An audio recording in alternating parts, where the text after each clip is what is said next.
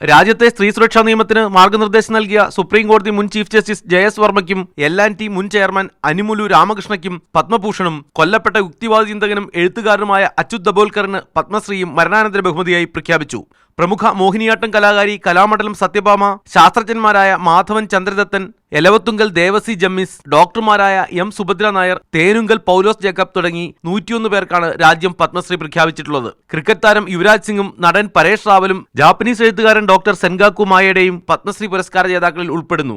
ഗായിക Parveen Sultana, novelist Ruskin Bond, എഴുത്തുകാരി അനിത ദേശായി, ചലച്ചിത്ര ഗാനരചയിതാവും കവിയുമായ Vairamuthu, shuttle badminton coach Pullela Gopichand, Bangladeshi എഴുത്തുകാരനും പണ്ഡിതനുമായ അനീസ് ഉസ്മാൻ, അമേരിക്കൻ പണ്ഡിതരായ ലോയിഡ് റുഡോൾഫ്, സൂസന്ന റുഡോൾഫ് എന്നിവർ പത്മഭൂഷൺ ബഹുമതിക്ക് അർഹരായവരിൽ ഉൾപ്പെടുന്നു. പത്മ പുരസ്കാരങ്ങൾക്കായി ഡോക്ടർ കെ രാധാകൃഷ്ണനെ കർണാടക സർക്കാരും സന്തോഷ് ശിവനെയും ദീപിക പള്ളിക്കലിനെയും തമിഴ്നാട് സർക്കാരുമാണ് ശുപാർശ ചെയ്തത്. രാജ്യത്തെ 65 റിപ്പബ്ലിക് ദിനാഘോഷത്തിന് മുന്നോടിയായാണ് പത്മ പുരസ്കാരങ്ങൾ പ്രഖ്യാപിച്ചത്.